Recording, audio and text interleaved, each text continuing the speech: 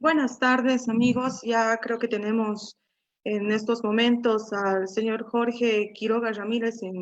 ¿Cómo está, ingeniero? Muy buenas tardes. Buenas tardes, bienvenidos a Dialogando sobre Olimpismo. Soy Nadia Centeno y los estaré acompañando en este nuevo ciclo del programa.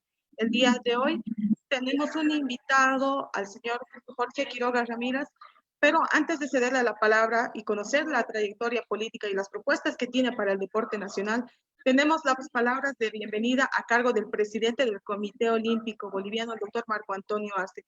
Doctor Arce, muy buenas tardes.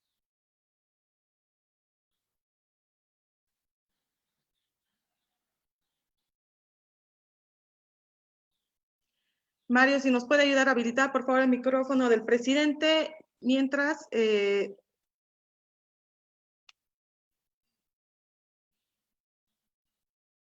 A ver, esperen, creo que tenemos todavía problemas. Ahora sí, presidente, por favor, buenas tardes y bienvenido. Muchas gracias, Nadia. Buenas tardes para todos. Un cordial saludo a nombre del Comité Olímpico de Bolivia, a todos los participantes de este foro, a nombre del Directorio Ejecutivo del Comité Olímpico de Bolivia.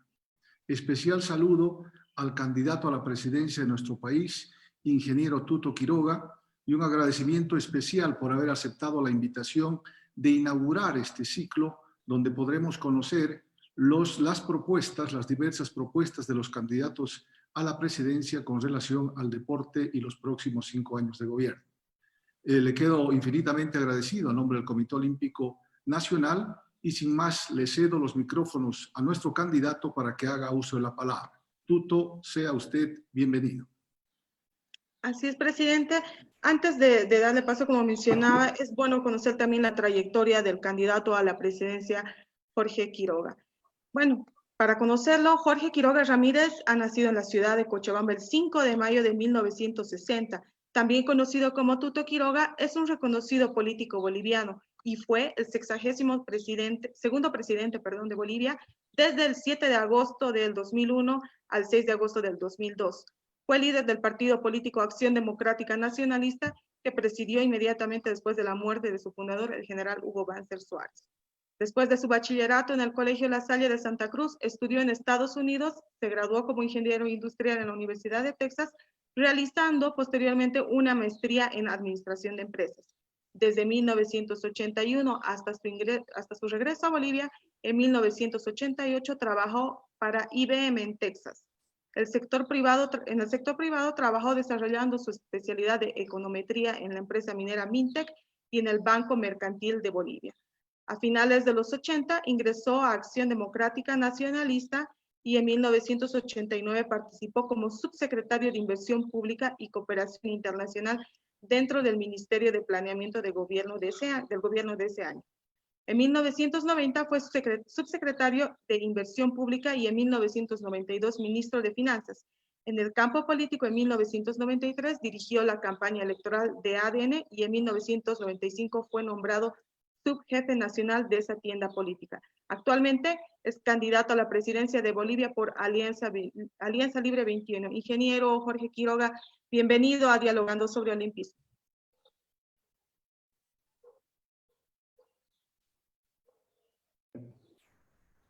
Bueno, muchas gracias. Muy buenas tardes a todos. Quiero empezar agradeciendo a Marco Antonio, a todo el Comité Olímpico Boliviano, a Nadia por la moderación y facilitación de este evento, todas las amigas y amigos que acá se han congregado por esta vía que tenemos que usar ahora en medio de esta devastadora pandemia. Es siempre más agradable estar en persona y imagino viernes en la tarde podíamos haber hecho una discusión como esta y de repente terminar con un vino, pero acá estamos por la vía digital y pixelados, teniendo que utilizar la tecnología hoy dominante de interconexión.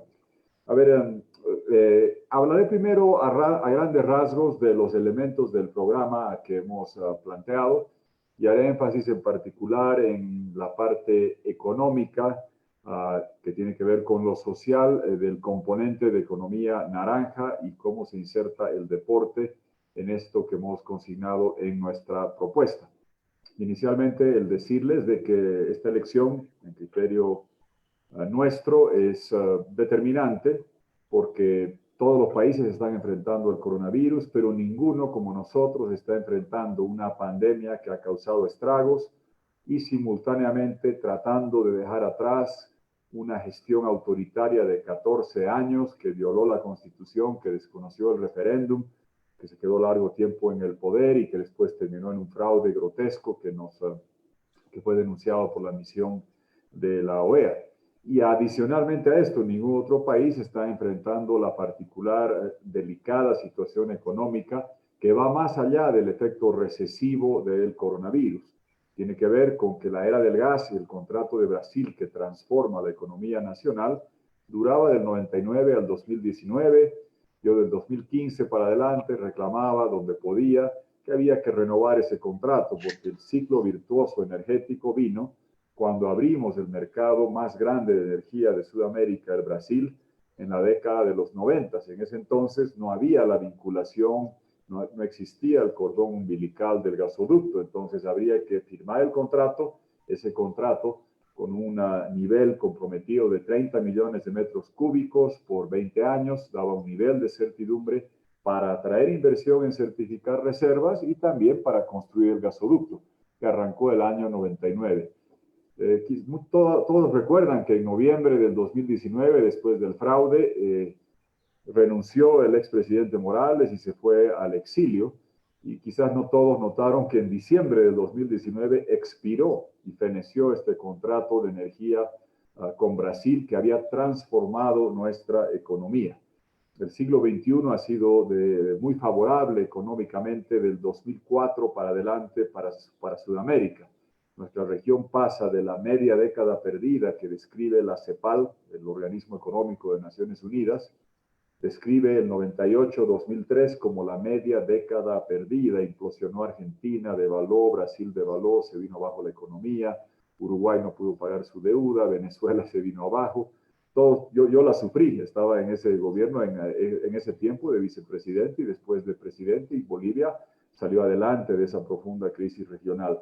Del 2004 para adelante llega la década de oro y un buen ciclo por la insaciable voracidad china por materias primas sudamericanas que compran carbón colombiano, petróleo venezolano, el precio del gas boliviano se dispara, los volúmenes también, zinc, estaño, plomo, plata en minerales, soya, trigo en el sector de agricultura, azúcar, y todo eso favorece a llenar las arcas fiscales de casi todos los países de Sudamérica.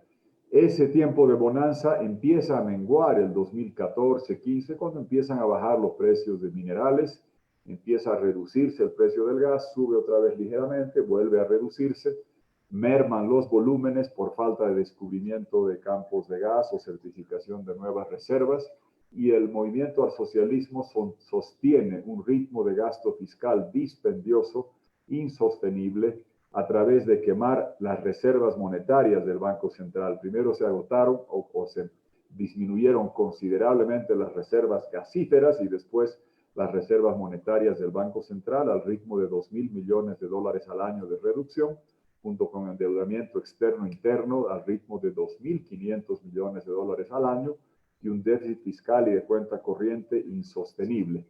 Este tema no estuvo presente en las discusiones del 2019-2020. Yo planteé la propuesta nuestra de Corazón Verde Digital con reconstrucción económica, reparación democrática, inserción internacional y bienestar social en enero, febrero. Y hablamos de todos estos componentes, de cómo abrir a Bolivia a tratados de integración comercial, tratados bilateral de inversión, y no respaldar los espacios autoritarios de ALBA UNASUR, sino más bien abrirse a la integración económica en lo externo. Cómo hacer el seguro universal de salud en 5 años, la educación virtual, que hoy día quizás todo el mundo aprecia y reconoce como perentoriamente necesaria. Cómo trabajar en reconstruir la democracia con instituciones independientes, justicia que permita luchar contra la corrupción aplicando la ley SAFCO, ley de procedimientos administrativos, replicar la ley de delación premiada para castigar, como han hecho en Brasil, a los altos políticos y grandes empresas involucradas en este escándalo corrupto de Lava Jato, hacer el gobierno digital como tiene Estonia, tener servicio civil, carrera administrativa, justicia independiente, en fin, incorporamos todos los módulos en el programa que hemos venido explicando desde entonces. Y en la parte económica, la visión de lanzar a Bolivia o proyectar a Bolivia como el corazón integrador con las arterias que vinculen a Sudamérica. Somos parte de la cuenca hidrográfica amazónica, andina y platense, el único país que es parte de las tres cuencas, pero para hacer ese corazón vital requerimos las arterias, puertos fluviales, aeropuertos, el corredor bioceánico, las líneas eléctricas, las carreteras, además del gasoducto, la línea de fibra óptica bioceánica, verde y sostenible, digital, trayendo acá los centros de datos, exportando programación, exportando servicios, no solo atrayendo clientes médicos y a consultorios dentales, sino para exportar servicios de arquitectura, ingeniería, contaduría que se puede hacer por la vía digital, volver al país en la capital mundial de la manufactura de baterías de litio.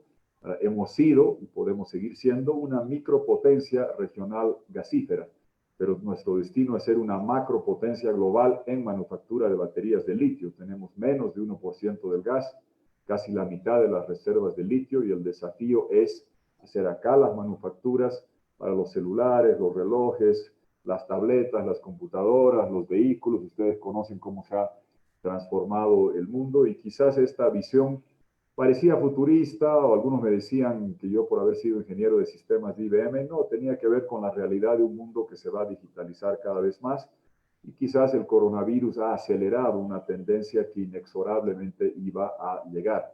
Aquí estamos todos nosotros, y no solo ustedes, pues mi mamá no sabía lo que era Zoom y ahora anda de Zoom en Zoom con sus nietas, o haciendo toda la gente Cisco WebEx o Live TV. No estamos congregados juntos habiendo usado todos gasolina, sino más bien usamos baterías de litio ahora para interconectarnos. Ese es el rol que Bolivia debe jugar. En el marco de todo eso hemos hecho particular énfasis en el valor de la economía naranja. Es un concepto que muy efectivamente usó mi buen amigo Iván Duque en Colombia. En los años que estuvo en el BID, yo allá lo conocí. Luis Alberto Moreno, un amigo que era embajador de Colombia en Washington, fue después presidente del BID, y estaba allá Iván Duque, dedicado y especializado al tema de la economía naranja. Debo reconocerles que hace muchos años, la primera vez que escuché esto en un foro, tenía que preguntar qué era. Después, bueno, comprendí mejor, fuimos leyendo, interiorizándonos y viendo lo que es esto. Iván Duque fue parte central de su plataforma. La convergencia de turismo, cultura, deporte, lo que un país tiene que mostrarle al mundo: belleza natural, parques, hoteles, restaurantes, y potenciar cultura, la pintura, la escultura, todo lo que tiene para exportar y mostrar Colombia como componentes de la economía naranja. Y allá lo están usando con mucha efectividad. Yo acá he dicho que hay que tener un ministerio de economía naranja que integralmente vea todos estos aspectos, y que así como hay ministerios que trabajan, defienden, interactúan o liderizan o catalizan lo que puede ser el sector de energía o el sector de educación o el sector de salud, hay que ver de forma integral y holística la cuestión de los componentes de la economía naranja. Y dirán ustedes, claro, Colombia basta aprender ESPN y Colombia pues tiene más ventajas que nosotros. Ahí está Egan Bernal y los ciclistas que tienen y otras actividades. Y tienen Shakira y tienen a García Márquez. Es evidente que quizás tengan mayor riqueza en los componentes de la economía naranja, pero todos tenemos eso. Y si en Bolivia algo debemos exportar, no es sol y playa de acá, sino más bien quinoa, el salar de Uyuni, Rurrenabaque, la gastronomía, los restaurantes, la chiquitania, nuestra cultura, mamani, nuestros deportes, y trabajar de una forma integral en estos componentes de la economía naranja que tienen un potencial muy grande. ¿Cómo veo esto en la cuestión de deporte en esto? A ver, y esto se los digo por experiencia. Alguien podrá decir malgasté, años de mi vida jugando básquet como buen lasallista en Santa Cruz. Y evidentemente me sirvió mucho para desarrollar competitividad. Desde el punto de vista nacional debe ser en lo que mejor llegué a jugar. Claro, cuando uno viajaba a la Universidad de Estados Unidos, uno se lucía más en el fútbol, porque jugar básquet con estos negros y superatletas de 2,5 metros era un poquito más difícil. Yo era alto para mis tiempos en La Salle con mi pequeño 1,81, pero bueno, allá allá no servía eso de mucho. Y me pasé años de años subiendo y bajando gradas para sacar a Morocco, que decían en Santa Cruz, Tuzo, que decimos en la parte esta del occidente, para saltar más, para tratar de arañar el aro y demás, pero siendo un aficionado y apasionado del básquet, claramente en Bolivia no es nuestro sector competitivo. El fútbol tiene su propia dinámica y mire, si hubiéramos tenido tantos hospitales como jets y helicópteros, estuviéramos más sanos ante el coronavirus. Y si hubiéramos hecho la mitad de lo que se ha hecho en canchitas para fomentar otras actividades deportivas en las que podemos ser más competitivos y generar los íconos, referentes y paradigmas, creo que mejor nos hubiera ido. Y ahí tenemos las ventajas competitivas. Yo recuerdo que apoyaba actividades porque está bien, finalmente llegué a Estados Unidos a jugar, allá me di cuenta que el básquet no iba muy lejos, me dediqué al racquetball, creo que llegué a adquirir un buen nivel también en racket, y fíjense el racquetball, las satisfacciones que nos ha dado como bolivianos, donde vamos mucho más allá de otros deportes en excelencia deportiva, y triste y dolorosamente, porque no hay suficiente apoyo a un deporte que yo he jugado mucho, pero que no es tan popular como son otros, y por falta de apoyo a un nivel de excelencia que llegamos al racquetball, ustedes conocen la realidad de que muchos grandes talentos van y se nacionalizan en otro país que les dan todas las facilidades y tristemente les cambian la bandera. Y yo sé que el corazón es boliviano, pero duele ver atletas que podrían ser íconos en el mundo y que están jugando con bandera ajena. Y yo sé que Delín el otro día estaba en la primera ronda del tenis del US Open, pero el de racquetball llegaba a la final del US Open y hemos tenido varios que han mostrado gran excelencia. Eso muestra de que hay que buscar los nichos donde podemos generar los íconos y fomentar la cultura del deporte entre todos los bolivianos. Recuerdo también no solamente esta experiencia de racket, sino también acá le agarré después, empecé a trabajar y ya pues uno se va dejando atrás el básquet y ya cuando uno juega fútbol se va olvidando, pierde los reflejos, pierde la agilidad y se dedica un poco a la resistencia. Me volví adicto y apasionado del trote y hace 35 años que troto con mucha regularidad, compulsivamente, y cuando llegué a vivir a La Paz hace 30 años, por primera vez escalé el Huayna Potosí, he ido varias veces al Huayna Potosí, varias veces al Illimani, al Condoriri. Una vez íbamos a hacer algo muy interesante deportivamente, iba a venir Fox Sports, teníamos que ir al Sajama a jugar el partido de fútbol más alto de la historia, íbamos a entrar al Guinness, creo.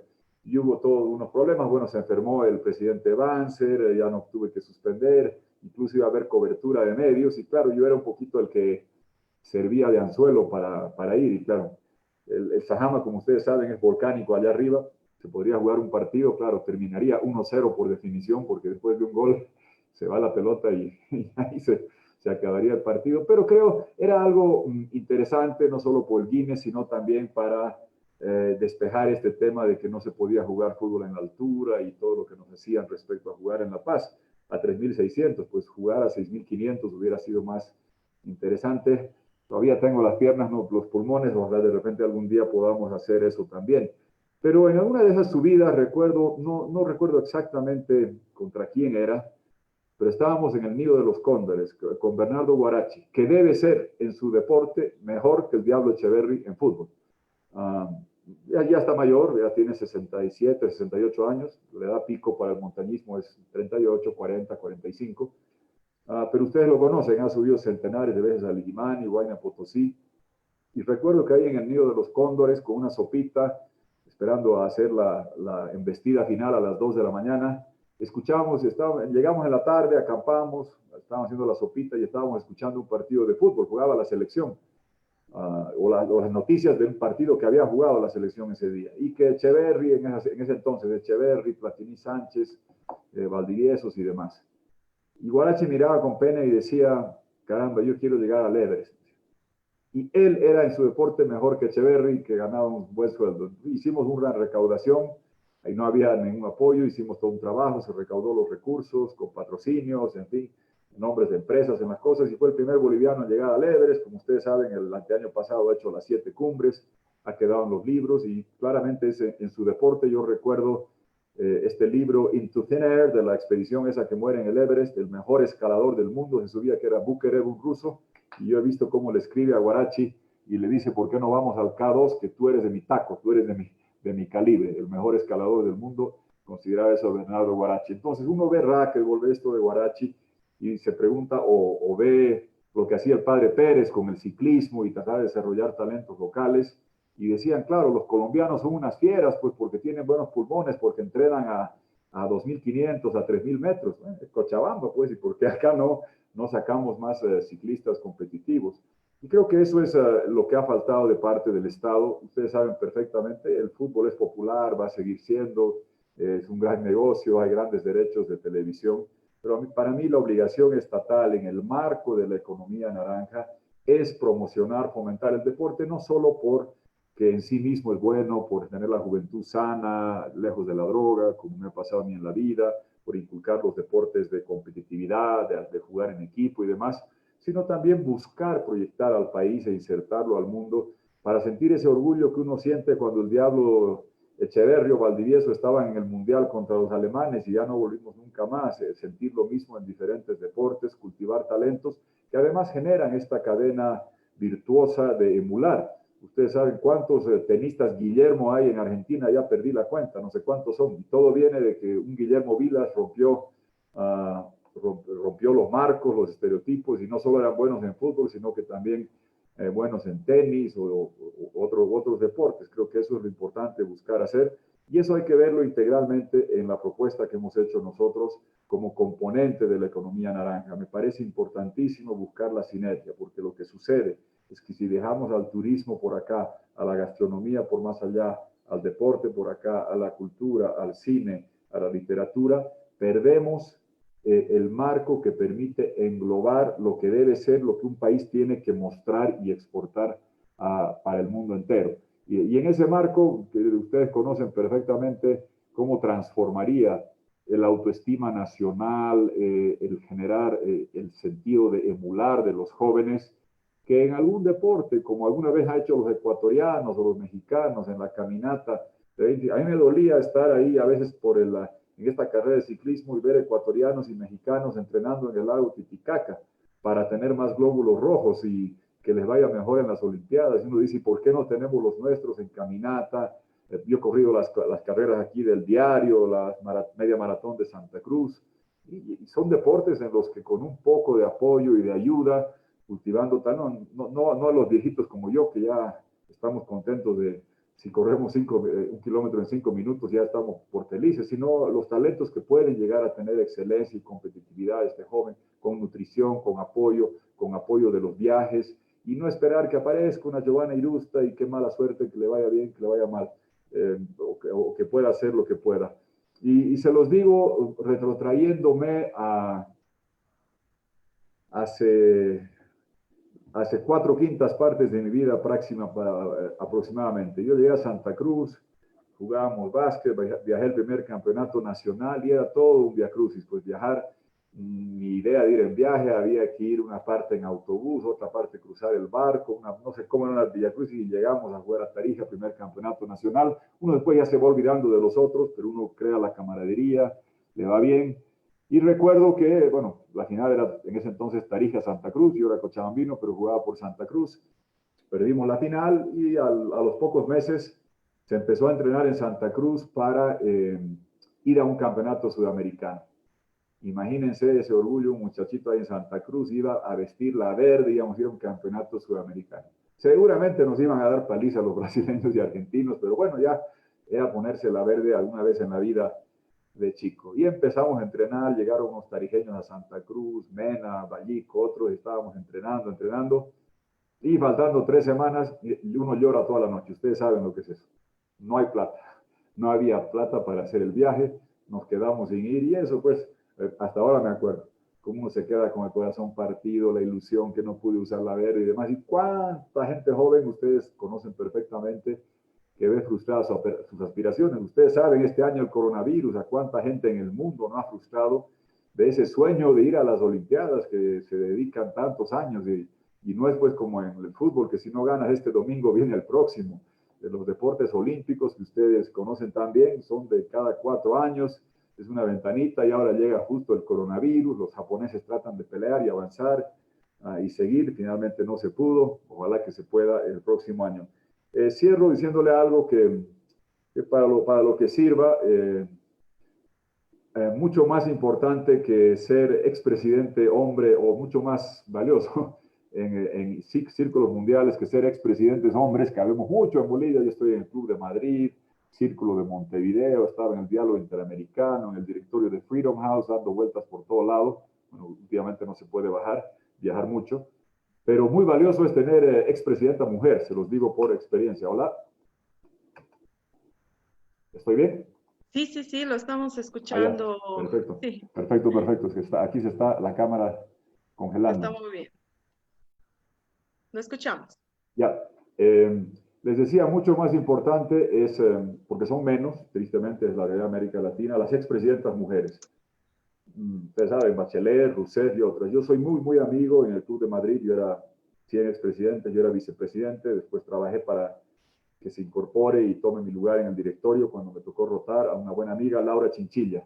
Y es tan valioso ser mujer expresidenta de América Latina que ustedes la deben conocer. Acabo de hablar con ella esta mañana. Ella es del Comité Olímpico Internacional, a diferencia mía, pues porque mucho más valioso y selectivo. Ustedes saben, aquí veo Nadia, Alba, Zulema, no critico a los hombres, pero una mujer latina era importantísimo para tener todas las perspectivas representadas, una mujer impresionantemente talentosa, exministra, vicepresidenta, presidenta, y estaba el drama que tenía Laura, concluyo con esto, es que decidió postular a la presidencia del Banco Interamericano de Desarrollo. Me habló porque en 2005 me trataron de invitar a mí para que vaya. Yo estaba más dedicado a las cosas del país. La verdad que no tengo alma de burócrata, de irme a vivir afuera para ayudar a mejorar 0,5% a cada país. Prefiero hacer todo lo que pueda por el mío. Pero Laura ya había sido presidenta, había dejado y estaba en esto y me decía con drama y angustia, pues, caramba, la elección en el BID es el 12 de septiembre, les estoy hablando de hace un siglo, antes del coronavirus, ¿no? En Guatemala estuvimos en marzo, sí, ya se sabía que venía, pero todavía no nos había impactado totalmente. Y me decía, caramba, ¿cómo hago? Bueno, yo tengo amigos aquí en Sudamérica, le hice contactos porque no sé qué hacer. He entrado al Comité Olímpico Internacional, tengo que ir a Tokio y justo coincide con la campaña del BID, donde hay que viajar a los países a pedir el apoyo de los ministerios de Hacienda y de los presidentes, y estaba organizando su agenda alrededor de eso. Pues bueno, el coronavirus se encargó de despejar ese conflicto, y tristemente esta mañana, o ayer, perdón, hablé con ella, declinó su candidatura del BID, porque después de 60 años el BID Estados Unidos decidió que dejar de respetar la tradición que sea alguien de América Latina, y Trump puso un candidato gringo de Estados Unidos y entraron muy duro para eso. Entonces aquí Laura, Comité Olímpico Internacional, era su primera olimpiada y este año no hay, y la candidatura del BID pues tampoco va a haber, pero para lo que sirva con ella, para poner en contacto, para que nos ayude. Es una latina muy, muy amiga, una mujer ejemplar, para que nos pueda ayudar en todo lo que podamos hacer de fomentar el deporte.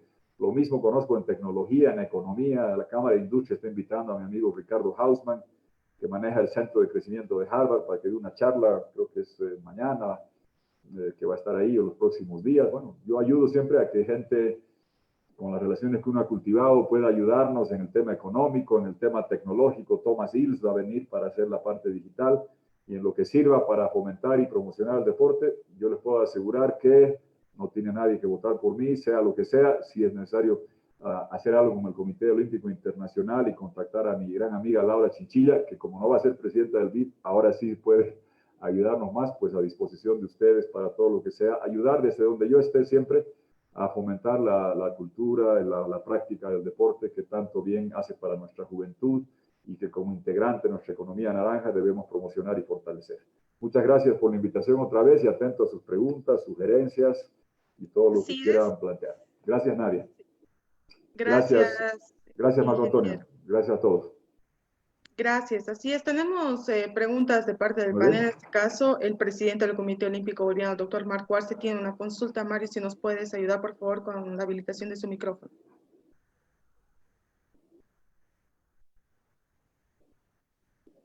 Tuto, muchas gracias por la intervención. La verdad que ideas muy claras, altamente refrescantes. Nosotros como Comité Olímpico concebimos que históricamente, 88 años que tiene de existencia esta entidad, el deporte en nuestro país es infravalorado. Lo que, si me permite tutearte, lo que te sucedió a ti de no poder ir a ese evento nacional es el permanente cantar de las delegaciones en Bolivia. Así que esa infravaloración hace que nuestro deporte no avance. De ahí que para nosotros es muy importante, tenemos que decir que el primer elemento para el desarrollo de nuestro deporte en Bolivia son los recursos económicos, cosa que prácticamente nunca nos han dado. Pero resulta que aquí no estamos para pedir dinero por pedirlo, sino para decir construyamos juntos un deporte diferente. Y tómenos en cuenta, el Comité Olímpico pretende eso, trabajar, no decirles denme plata y no saber qué hacer con la plata. Vamos a trabajar con los atletas, tenemos algunos planes, tenemos que buscar cómo hacer que el deporte en Bolivia tenga las posibilidades que tiene en otro lugar. Los raquetbolistas, los mejores, se van. ¿Qué tal? El único deporte que estamos destacándonos y tienen que hoy Colombia se viste en la camiseta de Colombia y de la Argentina. Potencias económicas que obviamente tienen que ver con el apoyo que le da el Estado a cada una de estas delegaciones. Yo recuerdo, era muy chiquillo porque somos un poco menos de la edad que el que tienes tú y evidentemente habían los Juegos Nacionales impulsados por el general Banzer, que eran altamente exitosos porque permitían a nuestros chicos, en realidad no a nuestros chicos, a nuestros mejores atletas de cada categoría competir nacionalmente. Ese evento no se desarrolla desde aquella época, pero además el general Banzer estableció en su momento el tema de un impuesto al tabaco y al alcohol que iba en beneficio de esta actividad. Entonces nos planteamos la posibilidad de que construyamos juntos aportando ideas y viendo de dónde pueden salir los recursos. Concluyo con esto. Hasta hace poco hemos tenido un Ministerio del Deporte, creemos nosotros que ha sido un gran avance. Hoy ha sido recortado y no somos un viceministerio y obviamente que lo concebimos como un retroceso, toda vez de que necesitamos a alguien que hable por el deporte ante la primera magistratura de nuestro país. Concebimos como un hecho trascendente que esté presente esa persona en el gabinete, todas las reuniones que convoque el presidente. Me pregunto si podríamos visualizar a futuro que sea el Comité Olímpico Boliviano el que pueda proponer una terna del cual pueda salir un hombre del deporte. Históricamente los miembros de este ministerio ha sido un exfutbolista y después un señor que no estaba vinculado con el deporte, que era en esta época de la señora Yanine Áñez. Así que es nuestra preocupación darles a uno de nuestros mejores hombres para que pueda acompañar en la gestión y consulto si efectivamente la idea es que podamos trabajar juntos con ideas claras, con propuestas claras y obviamente creando alternativas de desarrollo basadas en recursos, pero también queremos trabajar en conseguirlos, no solamente pedirlos. Gracias, Tuto. Muy bien. Gracias, gracias Marco. Bueno, felicidades por los 88 años, sí, entiendo, recuerdo perfectamente, era niño, claro, no sé, no nos sinceraremos en la edad, pero recuerdo, sí, esos juegos bolivarianos que se hicieron acá y que marcaron época y cómo se trabajó en ese entonces. Y lo que dices del racquetball a mí me duele porque yo era basquetbolista, llegué a la universidad y tú sabes cómo son los gringos en Texas A&M, dicen, boliviano juega fútbol, no, también juego básquet. Y jugábamos básquet ahí internamente.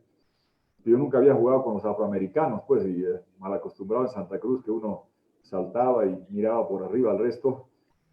Había unos que jugaban, eran becados de fútbol americano y jugaban en los campeonatos internos de básquet y un afroamericano, un negro así un poquito más alto que yo y yo saltaba, mal acostumbrado en Bolivia a saltar encima del resto y sentía la cadera del otro en mi cabeza y ahí me di cuenta, vamos nomás a jugar fútbol. Jugaba mucho frontón cuando estaba en Santa Cruz, me gustaba mucho la paleta, con la paleta de madera, la vieja, no la recuerda esa. Y me dediqué bastante al racket y llegué a jugar bastante en los campeonatos internos de la universidad. Había un gringo que era un carpintero que tomaba un curso cada semestre, estaba ahí 10 años y nos ganaba así, nunca le pude ganar. Siempre quedaba yo segundo. Y me acuerdo que volvía a Bolivia y estaba Oki Chiarella jugando en Cochabamba, y que era un viejo tenista que jugaba bien y empiezan a jugar los chicos, Oki Chiarella ayuda a fomentar. y apareció un paseño frontonero, Gustavo Retamoso, que algún día había que darle su medalla porque seguramente él es el que inspira toda esta revolución del racket. Yo todavía vivía allá, venía y pensaba que venía de Estados Unidos, jugaba bien, y aparece, bueno, Oki Chiarella tenía sus mañas y estaba mayor, y aparecía este Retamoso que era pues una fiera y que él ahí deslumbró. Nos hicimos amigos con el tiempo, en el Mundial de Brasil estuvimos por ahí en un par de partidos, muy buen amigo, y él abrió brecha, como ustedes saben, cuando uno dice cómo fue lo del racket, creo que para ser justo habría que decir, caramba, Retamoso lo que hizo. Y me duele, pues ahorita buscaba ese titular que me acuerdo cómo me dolió. Bolivia, la potencia en racquetball que cede sus talentos a otros países de F ahí. Y ustedes saben lo doloroso que es, ¿no? No sé si Conrado, ¿cómo se llama? El Fiera Conrado Moscoso, no sé si sigue siendo boliviano o... Sigue Marco. jugando para Bolivia. Sí, Sí, bueno, menos mal, porque claro, yo le digo a la gente con todo, y quiero mucho a Delín, admirable lo que hace Delín, jugar con Nadal, pero Conrado Moscoso en la final contra Rocky Carson y los que hemos jugado, Rocky Carson, no me acuerdo qué se llamaba, no, el canadiense, el otro, no me acuerdo cómo se llamaba. Pero bueno, el que sea, en la final del campeonato más grande, eso, ¿sabe?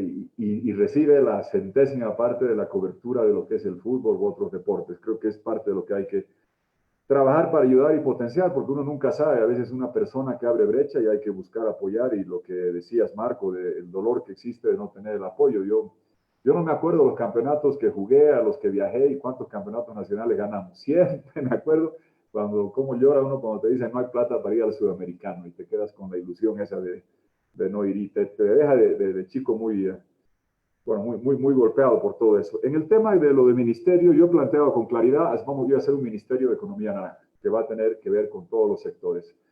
Y cuando hubo el recorte, dije con claridad que me parecía, hice la siguiente comparación, se los digo, yo creo en hacer ministerios de forma integral. Cuando yo fui presidente, no había ministerio de energía, no había el ministerio de caminos o de obras públicas o como le quieran llamar, no había ministerio de minería, no había el de no sé cuál, estaban bajo el Ministerio de Desarrollo Económico, con una concepción integral. Recuerdo que había muchas quejas de los sectores, pero lo importante es tener las políticas claras. Y en ese gobierno hicimos el gasoducto al Brasil con el Ministerio de Desarrollo Económico, hicimos el gasoducto Yacuiba-Río Grande en 8 meses por $400 millones. En ese ministerio pusimos a José María Bakovic en el servicio de caminos, se hizo más carreteras en esos años que en muchos otros. Ahí también se trabajó en hacer el gran desarrollo de San Cristóbal, San Vicente, Bartolomé. Todos los grandes proyectos mineros y gasíferos vienen de cuando no había un ministerio de minería o de energía o de hidrocarburos especializado para cada uno, sino una concepción integral. Yo lo que he propuesto es replicar esa clase de modelo con el Ministerio de Economía Naranja, que englobe todos los sectores, trabajando, y he tenido incontables cantidades de sesiones como estas, con los sectores de gastronomía, turismo, hotelería, porque como ustedes saben bien, son los más golpeados por el coronavirus. El coronavirus a los que más afecta, las farmacéuticas están bien, agricultura, la soya sigue creciendo, la minería más o menos se las bate, pero los sectores que necesitan como modelo empresarial aglomerar gente o traer turistas, hoteles, restaurantes, deportes, conciertos, aerolíneas, están dura y severamente golpeados. Son los sectores que necesitan inyecciones grandes de capital de trabajo. Hay que traer los $8,000 millones, inyectar a través del sistema financiero, salvar empresas, preservar empleos. En menor escala hicimos eso con la crisis 2001-2002, por eso tenemos la experiencia, el equipo para hacerlo de esta forma y de esta manera. Eso es lo que he propuesto para Bolivia, verlo esto de forma integral. Y creo que para mí, por lo menos por la experiencia, es más eficiente eso que decir hagamos uno de cultura, uno de hotelería o de turismo si quieren, otro de deporte y demás, sino ver con una concepción holística en todo esto. Y sí me parece importantísimo lo que dices, Marco, y con todo respeto a la gente que ha jugado bien fútbol, pero a ver, si me dicen yo Argentina lo haría autoridad en el área deportiva a Diego Maradona, no, pues él le llegó tranquilo, supo hacer eso y es un ícono.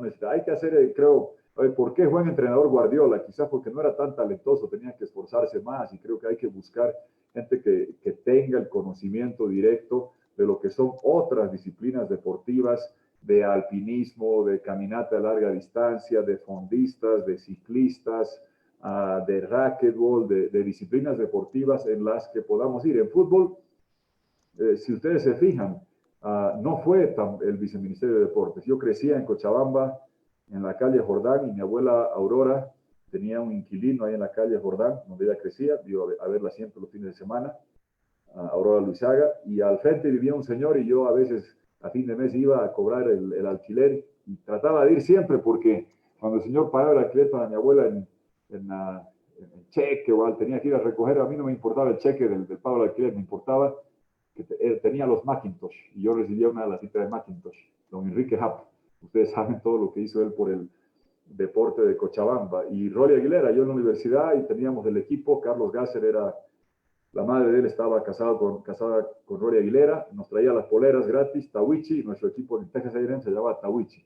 Y seguramente el mejor equipo que ha tenido Bolivia en los tiempos recientes, más que a un talento u otro, se debía a eso, y ustedes lo saben bien, a Enrique Happ y a Rolly Aguilera, la combinación de lo que hicieron, de empezar de joven. Así, hicieron la Masía de Barcelona, la hicieron ahí en Cochabamba, en Santa Cruz, y fíjense el cambio que dio. Fue mucho más que una política deportiva. Y por eso creo que la lección que debe quedar es que hay que trabajar con esa clase de gente en todos los deportes, aquellos que saben cómo fomentar, cómo inculcar, cómo catalizar el deporte, y no el que sepa driblar bien, que de repente Dios le dio más talento que a nosotros, pero administrar, gestionar, promover, promocionar, no es lo mismo, y en eso coincido, Marco, que es muy importante trabajar con la sociedad civil. Yo siempre he hecho eso.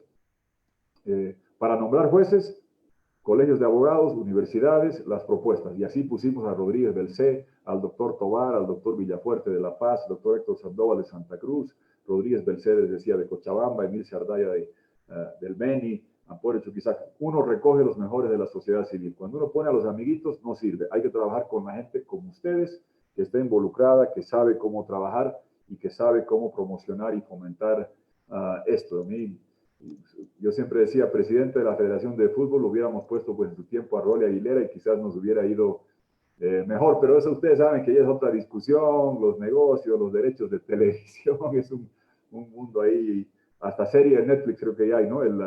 Con todo lo que ha pasado con las investigaciones del fútbol y todo el daño que ha hecho. Pero en eso sí yo creo firmemente, y creo en eso porque además, así como les digo, la vida me ha enseñado, si yo hubiera podido hacer algo de vuelta, todos los años de básquet, si hubiera querido tener excelencia en un deporte, me los hubiera dedicado pues a trotar más rápido o al alpinismo. Pues mejor me hubiera ido en eso que en el básquet, donde había limitaciones de tamaño y otras que me hubieran impedido, o dedicarme más al racket para quedarme en Bolivia y dejar la ingeniería de sistemas y competir con Retamosa a ver si podíamos. Creo que es eso lo que hay que buscar, que ustedes conocen muy bien para trabajar y avanzar de la manera que está señalando Marco con ustedes, porque los que saben y conocen son ustedes. Tristemente, sé lo que es la política, se llega y resulta que el futbolista que se fue a jugar con el presidente tiene relación.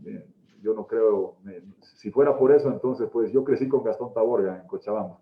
Él era mejor, pues claro, ahí se da cuenta uno que Dios le da talento a otros y a otros tenemos que ser más dedicaditos. Pero está bien, tenía un talento para el fútbol, pero no la habilidad para liderizar es otra, que hay que dedicarse a buscar de esa forma, y ustedes conocen la gente. Y que, bueno, me dolió mucho que Evo Morales hacía culto de eso de ir a jugar fútbol y viajar. Se los digo por experiencia, en el Congreso jugábamos en el equipo de fútbol. Yo metía los goles, no porque trotaba, porque ya jugaba mal yo, pero él jugaba peor, eso sí. Pero después súbitamente parecía que era gran jugador. Se gastaba horas transmitiendo lo que él jugaba en televisión. Toda esa plata había que gastarla apoyando al deporte, porque en lugar de la glorificación o mitificación del presidente jugando fútbol, llevando jugadores y demás, esa plata había que usarla para apoyar a Conrado Moscoso, a la gente que esté caminando, al que gane la maratón del diario, para entrenarlo, un chico de 20 años, para ver cómo lo mandamos a la maratón de Nueva York, cómo lo preparamos para las Olimpiadas y cómo trabajamos y avanzamos. Por lo menos conmigo tendrán eso. Yo no tengo delirios de ser Maradona o Messi. Hay que buscar y promocionar a la gente joven que ustedes conocen, que nos dejen bien parados, que sirvan de íconos, de referentes y que levantan la autoestima, porque ustedes saben que nada levanta la autoestima tanto como ver un compatriota poniendo la tricolor donde se debe, y me va a doler mucho ver a bolivianos con bandera ajena ganando campeonatos de racket ahora, como veo aquí Gonzalo, que tiene ahí atrás, creo, no sé si de tenis o de racket, pero va a ser triste ver eso, y cantando otro himno que ni siquiera saben cantar, pero bueno, y eso es producto directo de no haber tenido una infraestructura y tejido de apoyo a deportes en los que podemos tener excelencia y generar paradigmas. Gracias. Tenemos mayores preguntas. Vamos a permitir a que les hagan la consulta de forma directa. Así que, por favor, pedimos que nos puedas ayudar, Mario, para habilitar el micrófono del presidente de la Federación Boliviana de Karate, el señor Harold Herrera, quien tiene una consulta y, bueno, deseamos que lo haga de forma directa. Estamos ahorita conectados alrededor de 100 personas del ámbito deportivo escuchando este conversatorio. No sé si ya lo tenemos al señor Harold para que pueda hacer la consulta de forma directa.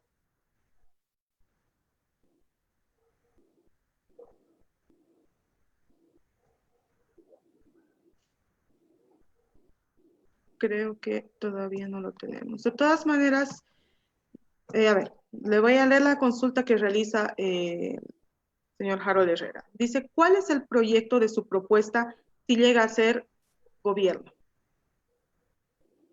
Muy bien, creo que de eso hemos venido hablando. Gracias a Harold, de la disciplina de karate. Es justamente entender que hay deportes como el fútbol que se mueven solos y que la vida me ha enseñado y que el país nos ha demostrado una y otra vez que como Estado se debe apoyar y respaldar con todos los recursos a los deportes donde podamos generar gente que nos llene de orgullo, con excelencia. En los deportes que no es, el fútbol tiene vida propia, el básquet tiene limitaciones, yo también jugaba algo de voleibol, pero no sé si vamos a ser campeones, y buscar fomentar, apoyar y estimular aquellos deportes donde podamos demostrar que tenemos las mejores posibilidades de tener esto que ayuda tanto. Y como ustedes saben perfectamente, miren lo que ha generado Colombia en ciclismo, y no hay razón alguna para que en Bolivia, si hay apoyo estatal, estímulo, equipamiento, que es bastante barato comparado con el de otros deportes comparativamente, no podamos generar talentos de ese nivel. Me duele ver que de otros países vengan a aprovechar acá las condiciones que tenemos, incluyendo la altura, para generar más glóbulos rojos, y los que hemos nacido acá no tenemos excelencia global en nuestro deporte, con la excepción de Guarachi o lo que les señalaba, o algunos casos muy efímeros. Creo que ese es lo central de lo que hemos hablado y hemos venido conversando, querido Harold. Gracias. Tenemos también una consulta de parte de Gustavo Carmona, vicepresidente de la Federación Boliviana de Baloncesto. Por favor, si podemos habilitar el micrófono para que consulte de forma directa.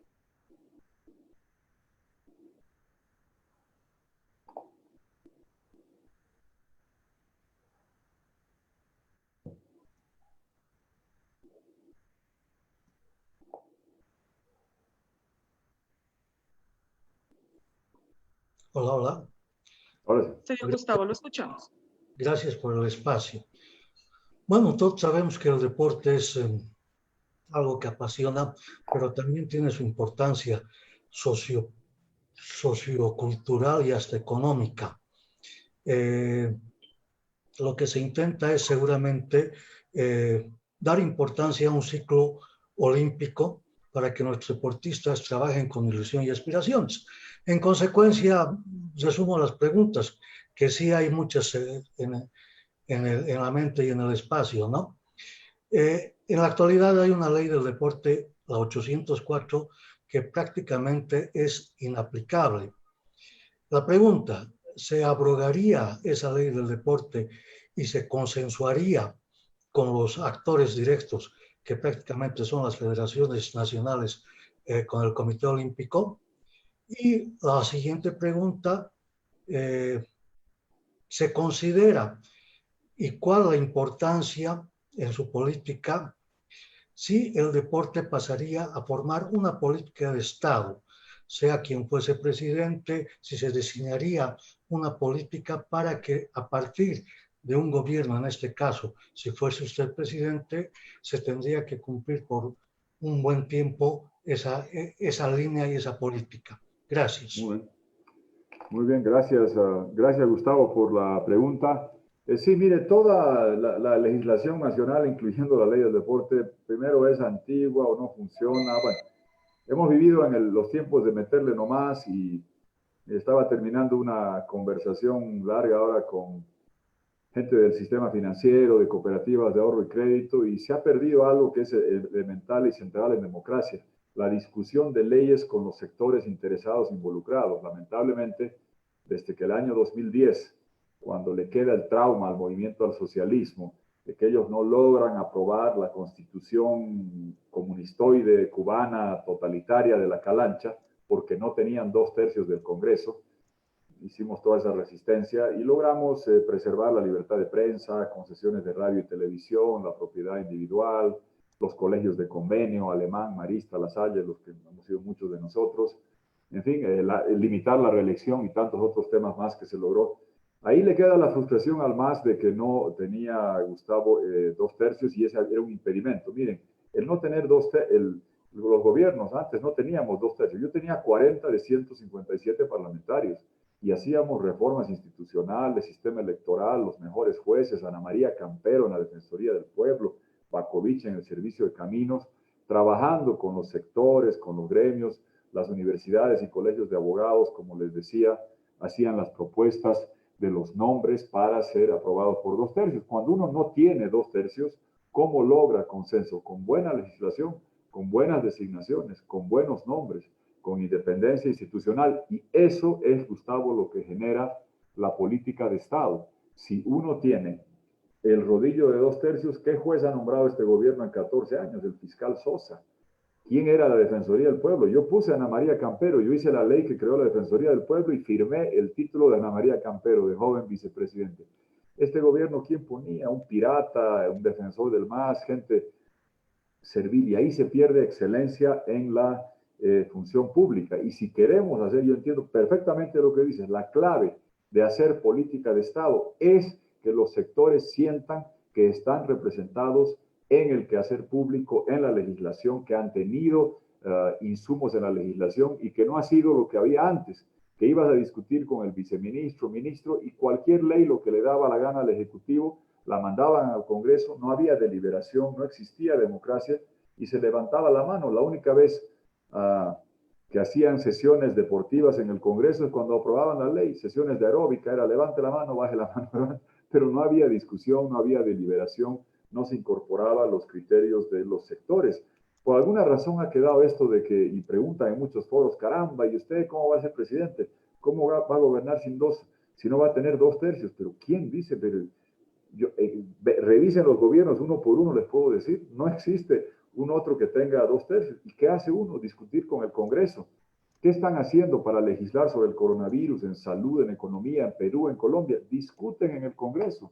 Y no es lo que ven ustedes acá, que aparece de no sé dónde, que tu plasma y tu sangre no es tuya y que la clínica ya no es de nadie, no tienes ni el derecho a tu sangre, no amortizas capital e intereses en la banca 9 meses. ¿Y por qué? Porque viene y aparece súbitamente una ley. Se ha perdido esa capacidad, Gustavo, de hacer deliberación en democracia sobre los temas de ley. Y hay que reformar el código tributario, el código laboral, el código comercial, todos son vetusos, anquilosados, y esa discusión se la tiene que hacer, y si quieres que sea política de Estado, con los sectores, porque si es el capricho de un ministro que tiene 2/3 y dice levante la mano, es política de gobierno, y por definición no sobrevive el tiempo. Y la mejor forma de tener política de Estado es tener la legislación con el máximo consenso posible, no imposición de un gobierno de turno, y las designaciones institucionales que tengan que ver con regulación, con justicia, con ministerio público, con instituciones, con servicio civil, tener gente que sea de consenso. Les digo algo sobre esa materia. A mí me dolió mucho, como boliviano, yo dejé la presidencia, parece hace no sé cuántos siglos, el 2002. Y claro, llega la caída de Sánchez de Lozada, y después llega Carlos Mesa y renuncia y vuelve a renunciar, y la gente afuera me llamaban, oiga, ¿quién está de presidente ahora? Y después llega el juez Rodríguez Belcé. Yo les decía, ¿saben qué es lo bueno? Que sigue ahí el mismo Banco Central, que sigue ahí el mismo Bacovich en el servicio de caminos. Bacovich lo puse yo el 2001 y llegó hasta que estuvo Evo Morales. Y estuvo con Sánchez de Lozada, con Mesa, con Rodríguez Belcé. Eso para mí es política de Estado. Hacer temas que duran para siempre, porque no los ha hecho para favorecerse uno en el corto plazo, sino poner gente, hacer legislación que perdure en el tiempo y que sea sostenible. Eso es lo mejor. Cuando uno solo tiene gente o legislación o decretos hechos al capricho de un gobierno autoritario, duran durante ese gobierno y llega el otro y lo cambia, y llega el otro y lo cambia, y esa es la definición de politiquería y no de política de Estado. Entonces, Gustavo, toda la apertura, y si tienen ideas, propuestas, borradores, pásenmela, por favor. Yo de verdad sé que hay que hacer propuesta electoral, hay que concentrarse en temas. Yo hice un video de programa de gobierno de 52 minutos, y yo empecé no diciendo soy candidato, dije, este es mi programa. Y todo el mundo me criticó, Dios mío, qué largo, 52 minutos. Y pasadas 3 semanas, todo el mundo me decía, falta esto, falta esto. Es normal, así pasa. Y aquí yo les pido todo lo que tengan. Lo mejor es que ustedes, si tienen, no hay inventor que no se embrome, Gustavo, si ustedes tienen, Marco, ideas sobre eso, pásenosla, por favor, háganmela llegar. Tenemos el equipo que está trabajando.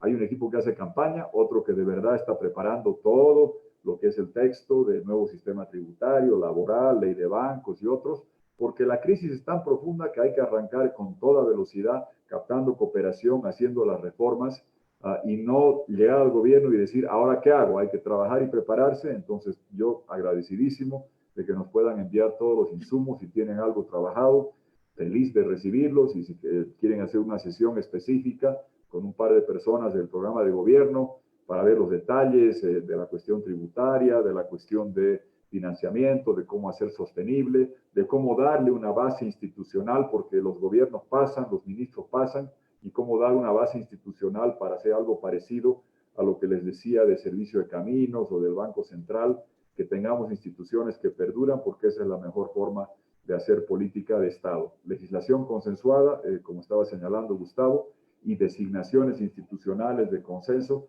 que garanticen que pase el gobierno y sigue, porque ustedes conocen bien el tema de Olimpiadas, por definición requiere políticas de Estado, pues no es ni siquiera empezar a trabajar ahora para que el próximo año en Tokio, ustedes saben que en un año no vamos a gestionar grandes campeones, sino empezar a trabajar con los niños, no adolescentes, con los niños en colegio, identificando talentos, fomentando, que no se queden sin viajar a un campeonato, que tengan el estímulo de vestirse de verde que a mí me faltó de chico, y que puedan tener la oportunidad de avanzar y poder fomentarse. Y eso, como ustedes saben, requiere una visión de Estado. Si queremos ser un país que tenga relativo o más éxito en las Olimpiadas, ustedes saben que hay que trabajar pensando a 12 o 16 años mejor que cualquier otro, y eso requiere lo que estás diciendo, hacer política de Estado vía legislación y marco institucional. Gracias, Gustavo. Muchas gracias. A ver, cedemos la palabra, por favor, a Fadrique Iglesias para que pueda hacer la consulta al candidato presidencial. Mario, si nos podías ayudar, por favor, en habilitar el micrófono de Fadrique. Hola, bueno, muchísimas gracias. Gracias, Nadia, por moderar esto, que resulta complicado. Don Tuto Quiroga, bueno, gracias por el tiempo que está dedicando a deportistas y dirigentes. Marco Arce, todo el equipo. Marco Luque, gracias por la invitación. Yo fui exatleta olímpico, representé a Bolivia en Atenas y en Beijing 2004 y 2008. Fui subcampeón iberoamericano de 800 metros y gané medallas bolivarianas representando a Bolivia. Y quería preguntar un poquito, ¿qué mecanismos específicos plantea para captar recursos y transferir recursos al deporte? No solo al deporte competitivo, sino también al deporte base y también al deporte, digamos, para todos, ese que se practica en el espacio público por la señora mayor, por el vecino, ¿no? ¿Qué mecanismos de financiación específicos hay?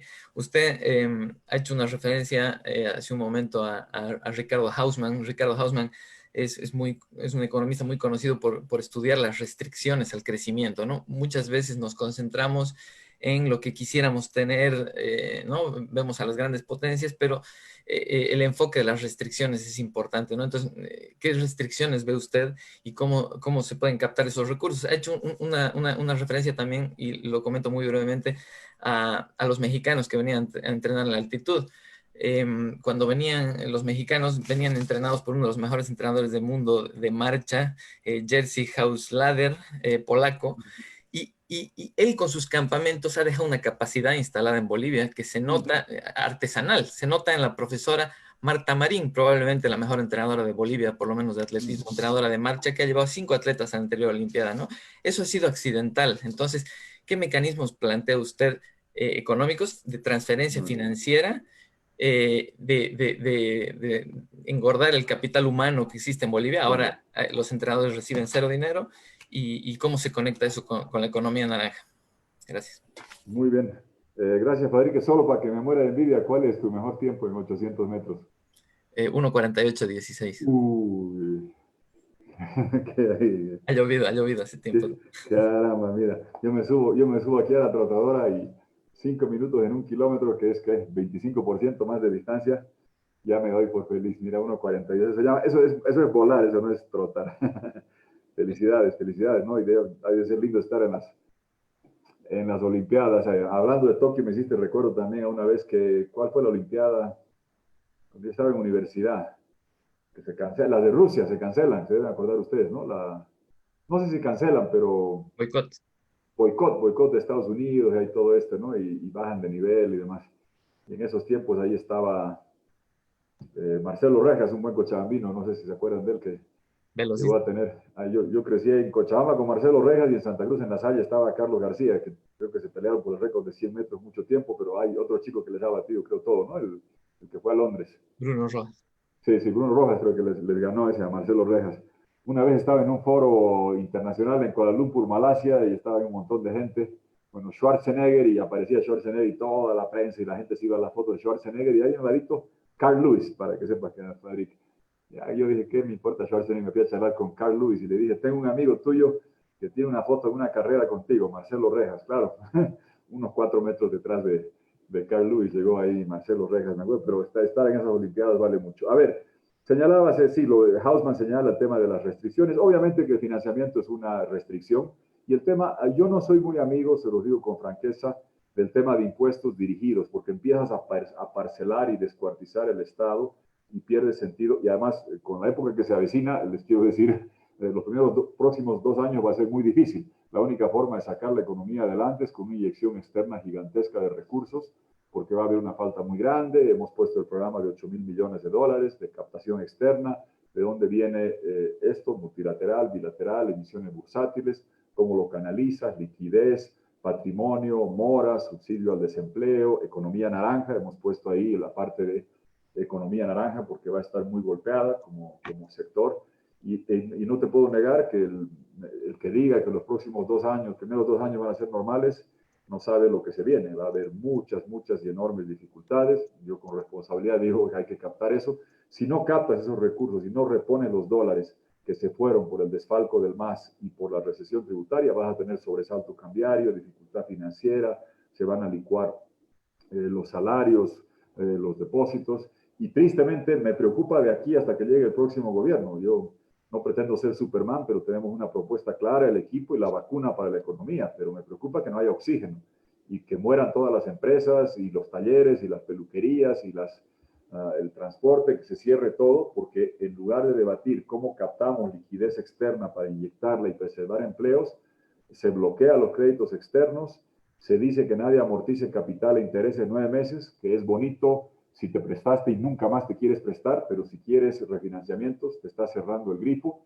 Y ni qué decir que por cada prestatario hay 6 o 7 cuentavientes con diferentes instrumentos, que me imagino que no les gustaría que le digan tu capital no lo puedes tocar 9 meses y tus intereses no los vas a recibir, porque es la contraprestación de esto si no inyectas recursos externos, si se está estrangulando los recursos externos, los internos. Perdón por la digresión, pero esa es la realidad de lo que vamos a tener que enfrentar, Fadrique, que va a ser muy duro y complicado al principio. Sí, hay el sector de economía naranja y hay que incluir la parte de deporte en eso, porque ustedes saben perfectamente que cualquier actividad que requiere aglomerar gente para ir a ver un campeonato de tenis, para ir a seguir a los ciclistas, para ir a ver las competencias, si yo hubiera querido ir al estadio a verte correr 800 metros, no se puede, pues porque es muy difícil. Y si es difícil organizar y apoyar esto de forma presencial antes del coronavirus, imagínense, ¿a quién va a estar virtualmente viendo en cuánto tiempo corres tú la carrera?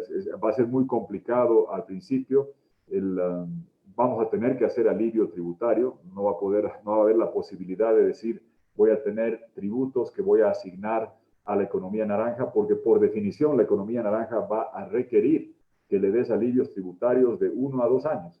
El problema del sector de hoteles, restaurantes, gastronomía, turismo, etcétera, va a durar hasta después de que llegue la vacuna, porque va a costar reinsertarse y rearrancar de nuevo. Entonces, el problema es el financiamiento, pero los primeros 2 años del próximo gobierno, Fadrique, van a ser totalmente atípicos, van a ser muy duros y difíciles para la economía, pero soy optimista de que una vez que relanzas con el tema del litio, renegociando los contratos del gas, habrán muchos ingresos.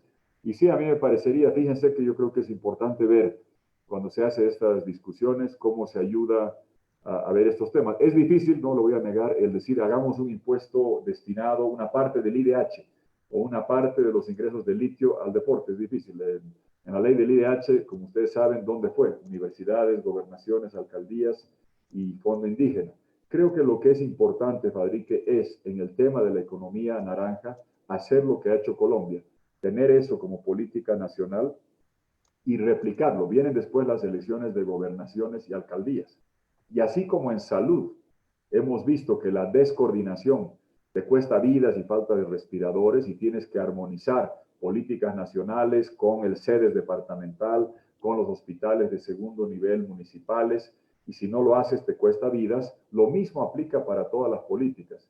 Y si algo es parte fundamental, ahora que vamos a tener nuevo gobierno nacional, nuevo Congreso, y en unos meses más, 9 gobernadores, 334 alcaldías, es incorporar la integralidad de los principios de la economía naranja en todos los estamentos, para que las asignaciones presupuestarias no siempre sea lo de siempre, ir al Congreso a pelear el PGN. Hay enorme descentralización de los recursos, y les quiero decir que en el IDH, Fadrique, se ha descentralizado recursos sin competencias. Entonces, más bien, es más bonito y agradable ser a veces alcalde, bueno, también en los tiempos del IDH, cuando facturábamos 520 millones de dólares al mes, abriendo 2 válvulas, que tuvo la suerte Evo Morales, y recibir el 50% de eso y distribuirlo entre TGN, universidades, gobernaciones, alcaldías, era muy bonito, y la responsabilidad del magisterio seguía en el gobierno central, la de salud era compartida, pero bueno, van a llegar tiempos complicados, vamos a tener que hacer reprogramación también en universidades, gobernaciones, alcaldías. De lo que yo les diría, el concepto este de economía naranja, desde el punto de vista nacional, con el deporte, con la gastronomía, con la cultura, el turismo, hay que garantizar que se incorporen todo. Y esto que están haciendo ahora, háganlo con todos los otros candidatos, con los del Congreso, y háganlo después, los de Cochabamba, con los gobernadores, con las alcaldías y todo, para tener esta visión integral, a fin de que no se vuelva compartimientos estancos y nos vivamos, como ustedes han visto, pasando la pelota. Y la gente, ustedes saben lo que pasa. ¿Y de quién es la culpa que no hay respiradores y que no hay suficientes unidades de terapia intensiva? Ya no importa. Ya que si tenía que haber hecho la gobernación, que si tenía que haber hecho la alcaldía, eso ya son culpas de responsabilidades que cuestan vidas. Bueno, este caso del deporte no es tan dramático, pero esta concepción que decía Gustavo, que tú estás señalando, de hacer de política de Estado la visión holística e integral, tenemos que trabajar. Yo haré mi parte, pero ustedes también como representantes del deporte olímpico, para que se incorporen en todos los lugares, porque ustedes saben bien, todos hemos salido de algún lugar, pues no es que es el gobierno nacional que de un ministerio saca un atleta. Gustavo hablaba del baloncesto, pero yo me acuerdo por qué jugaba yo era ajedrecista y por qué me decidí, y era mucho mejor en ajedrez que en básquet, creo, pero bueno, les confieso que a las chicas del Santana y el Uboldi no miraban mucho a los ajedrecistas, era mejor el básquet. O el fútbol, no sé qué, me dedicaba, y había la cadena de excelencia, ustedes saben lo que estoy hablando. Cuando llegabas al año de la promoción, un entrenador visionario guardaba 2 espacios en Nonis, que qué triste, oye, Gustavo, se murió Aliaga, bicherama, me acuerdo de niño verlo jugar a este basquetbolista, a gran Aliaga, que jugaba ahí con Marcelo Mercado, que ha fallecido. Bueno, pero de La Salle salíamos a Nonis. ¿Y cómo se generaba la cadena de excelencia? Nonis era de los mejores equipos de Bolivia, de la selección nacional. Saldaña, Leite, grandes jugadores. Y después, ¿quién podía llegar a Nonis? Camba Áñez, Valeto Suárez, salían del colegio. Y después venían Pato Vélez, Robert Becerra, y después veníamos nosotros. Y lo máximo que pasaba en tu promoción, Fadrique, es decir, que llegues a jugar a Nonis. Y llegué a jugar a Nonis un año, jugué mi último año en Nonis. como de sueño, pues en el camarín con Saldaña, con Leite, estos que tú aplaudías de la tribuna, ese estímulo significa mucho.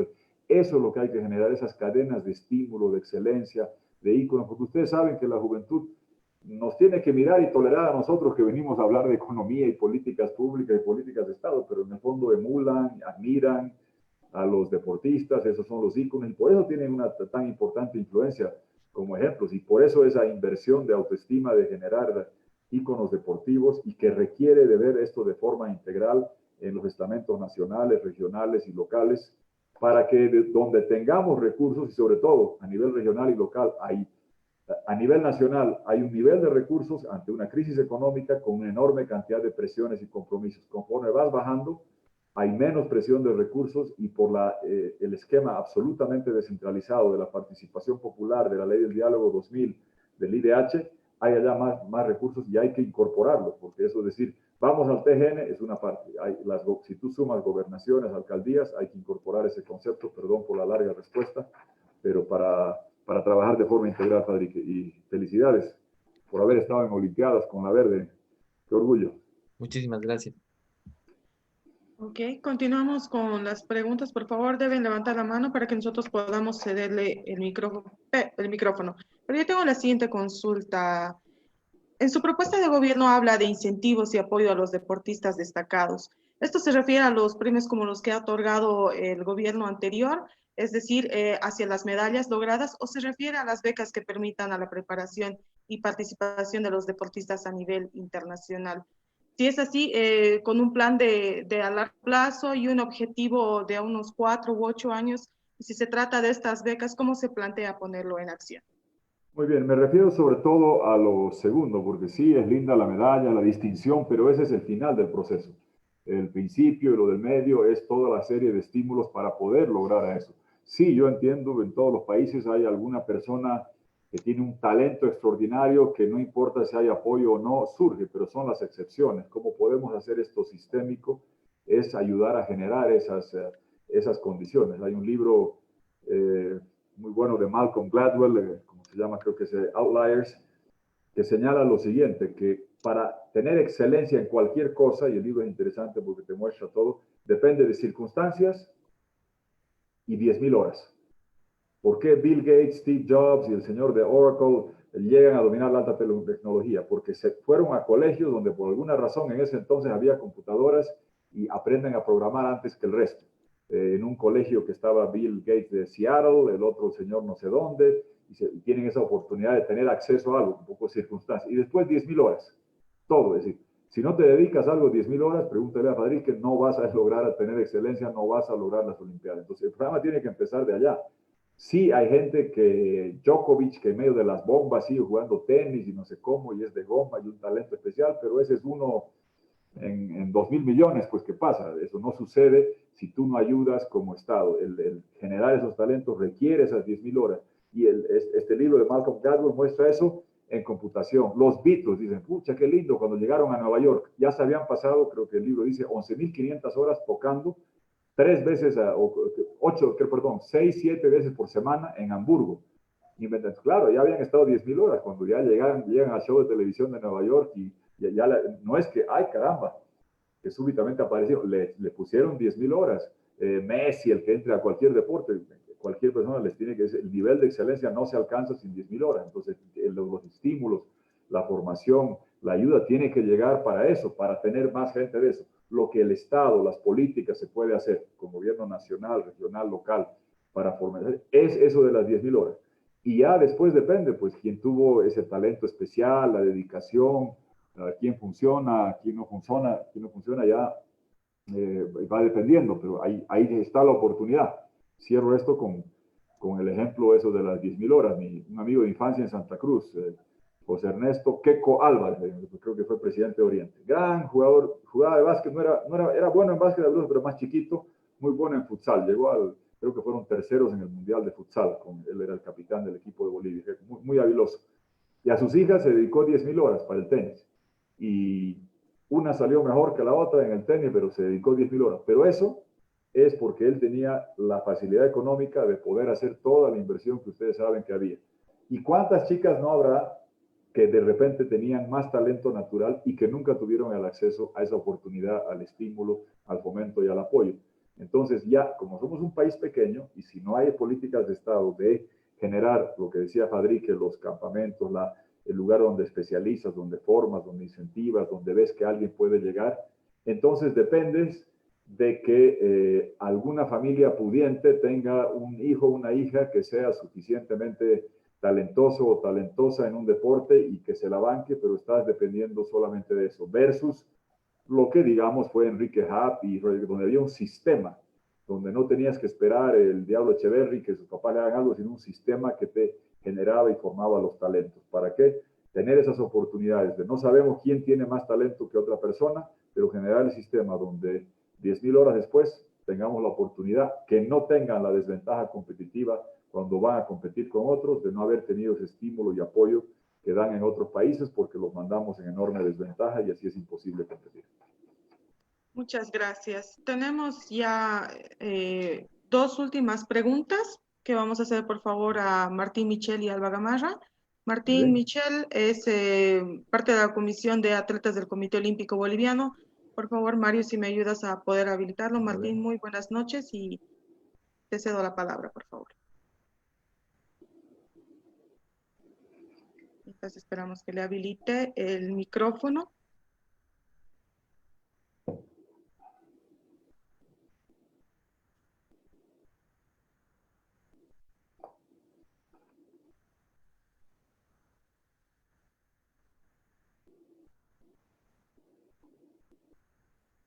Bueno, es importante, mientras esperamos que habilite el micrófono, es importante aclarar que se ha invitado a los 8 candidatos que están postulando a la presidencia nacional, así que los vamos a estar esperando también para escuchar las propuestas para el deporte nacional. Martín, te escuchamos. Gracias, Nadia. Muy buenas noches a todos. Muy buenas noches al candidato Tuto Quiroga.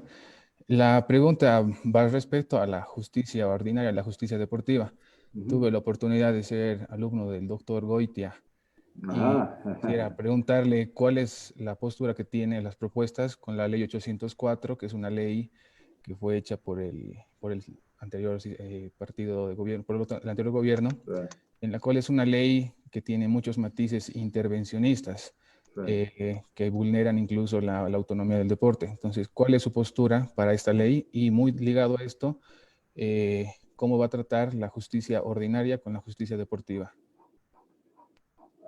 Muy bien. A ver, primero, sí, esa ley, todas las leyes eran intervencionistas. Gracias, Martín, por la pregunta, porque era el modus operandi del gobierno. Tenían el poder, buscaban asfixiar la iniciativa privada, el emprendimiento societario, y más aún buscaban monopolizar la política. Era un gobierno abiertamente agresivo en control de medios, es decir, un ratito, tú quieres ser empresario, pero no puedes entrar en política, si no te mandaban la renta, te extorsionaban. Era un modelo intervencionista muy agresivo en todos los frentes y también lo fue en la parte del deporte. ¿Y por qué lo hacían? Porque el intervencionismo te da control y el control te facilita la corrupción. Y eso fue algo que primó todo en el anterior gobierno y lo que pasó. Celebro que seas alumno del doctor Goitia, y la verdad es que no estoy familiarizado, y si me ayudas un poquito, ¿dónde está el conflicto entre la justicia ordinaria, la justicia deportiva? O le puedo preguntar al doctor Goitia, que trabaja con nosotros en esa parte, pero si me ayudas un poquito sobre eso, dame un ejemplo de cómo entran en conflicto, qué diferencias existen. Martín, si sigues ahí.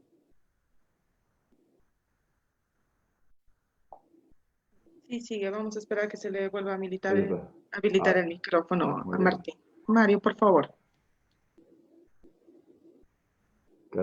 Cuando para presidir el Congreso hay que tener Zoom, es más fácil, uno controla quién habla. Respecto a la justicia ordinaria y a la justicia deportiva, el deporte tiene tribunales especializados. Por ejemplo, el TAS, que tiene sede en Suiza. Por ejemplo, si no se puede diferir una disputa ante tribunales locales, porque el deporte tiene su autonomía y no puede haber existe un choque de jurisdicciones, en síntesis, en pocas palabras. No, te entiendo, Martín, perdón, ya, te entiendo perfectamente. A ver, soy absolutamente realista. Somos un país pequeño, yo cuando alguien agrede, yo no ando buscando gresca, cuando alguien agrede a mi país y lo cuestiona, bueno, salgo, no me escapo de las peleas también, ¿no? Sé que para reconstruir la democracia tengo muchos amigos en gran cantidad de países, pero sé que al frente vamos a tener a los gobiernos de México y Argentina, pues, y cuando el presidente de México vino a agredir a Bolivia, a decir que éramos peor que no sé qué cosa, que golpistas y no sé cuál, yo había ido allá a tratar de explicar, allá se fue Evo Morales, bueno, ya cuando nos agreden y nos insultan y entiendo cómo funciona el mundo, cuando el presidente de México sale una mañana a decir que en Bolivia eran unos golpistas y el canciller Ebrard sale a decir que nos iban a llevar a la Corte Penal de la Haya, equivocándose la Corte Penal donde van los dictadores africanos y donde va a ir Evo Morales, y los del Balcanes, y donde va a ir Evo Morales con la de justicia, donde estaba el diferendo marítimo. Entonces el canciller de México se confundió, bueno, una agresión, yo salí a contestar, cobarde matoncito, en fin, cuando hay que pelear, pero no me gusta hacerlo, no es que me guste, yo no despierto buscando con quién pelear, pero si agreden al país hay que defenderlo. Dicho eso, entiendo que por el tamaño relativo nuestro, el respeto a la justicia deportiva internacional, o más que a la justicia, le diría, a la autonomía deportiva que busca evitar la contaminación del deporte a través de la influencia política, el manejo político, me parece sano y saludable. Yo creo que eso encaja en el marco de lo que decía Gustavo, de hacer política de Estado. Por definición, una política de Estado es mejor que la sociedad deportiva se aglutine, se asocie, sea miembro de instancias internacionales y que se sujete a esos cánones sin la interferencia que venga del ministro, porque el deporte muere cuando el ministro dice, oiga, Comité Olímpico Boliviano, señor Marco, fuera, yo voy a poner a mi hermano, a mi primo, ahí ustedes saben que se destruye todo, se destruye las agencias de caminos, se destruye el Banco Central, se destruye el deporte, entonces hay que ser respetuoso con eso, claro, ustedes dirán, y con lo que significa el sistema de Naciones Unidas, el organismos multilaterales y demás cosas, pero también tengo noción clara de la realidad que tenemos en nuestro país. Esto del BID, a mí me molesta que después de 60 años Trump diga ahora va a ser un presidente gringo, ya no va a ser un banco interamericano, va a ser un banco norteamericano. Y no lo digo por respaldar a mi amiga Laura Chinchilla, me da pena porque eso va a afectar, pero tampoco soy loco. Si llego al gobierno y está este gringo en el BID, no me puedo agarrar a puñetes. Es decir, pues necesitamos el financiamiento, necesitamos capitalizar el BID y tendré que trabajar con los que están allá y respetar eso. Bueno, Trump se puede dar pues el lujo de decir no trabajo con la OMS, nosotros no. Y lo mismo que aplica para la OMS o para el BID aplica para todo lo que es la jurisdicción deportiva internacional. Pues, cuando hablábamos con Fadrique de que no creo que Estados Unidos hizo el boicot a las Olimpiadas esas soviéticas, creo que era por la invasión de Afganistán y después los gringos terminan invadiendo Afganistán, qué chistoso el mundo. A Estados Unidos puede boicotear unas Olimpiadas y tener un efecto económico, además, Bolivia, Guatemala, Paraguay, ustedes saben bien que no tenemos esa posibilidad, entonces a mí me parece, Martín, que hay que respetar todo eso, y te puedo decir más el ejemplo del fútbol, como tú sabes bien, la única fiscalía que podía abrir una investigación violando esa autonomía deportiva era justamente la de Estados Unidos, porque allá el fútbol nuestro no es tan importante y el tema de justicia y de corrupción pesa más que lo del fútbol. Tú sabes perfectamente las maquinaciones y actividades dolosas que había en el fútbol, pero conozco también que ese respeto a la autonomía que yo lo tengo, se ha utilizado, Martín, para encubrir acciones dolosas muchas veces. Ajá, un ratito, usted Bolivia quiere investigar los contratos de televisión, la plata, cómo se hizo y cómo manejaron. No, independencia. Eso no era independencia, eso era impunidad para el sistema de fútbol. Y se desmorona cuando llegan, y lo conozco muy bien, y créanme que hay varios amigos de Evo Morales y de Venezuela que van a terminar allá. La fiscalía más poderosa del mundo es la del Southern District of New York, la del Distrito Sur de Nueva York, que ahí ha caído los financistas Michael Milken, que haya caído el pedófilo Jeffrey Epstein, ahí cae medio mundo. Es una fiscalía poderosa que investiga cuentas, investiga todo, y ahí cayeron todos los del fútbol. Pero solamente de allí podían haber abierto una investigación, porque a Estados Unidos si le decías, oiga, usted no ve al Mundial, eso no prima más que el respeto internacional al Estado de Derecho, además está en Nueva York, sistema financiero y demás cosas. Entonces yo sí voy a respetar lo que es eso, la autonomía, y la entiendo perfectamente, pero comprendo perfectamente que esa autonomía no puede ser impunidad, que francamente no aplica a los deportes que los aglomera a ustedes.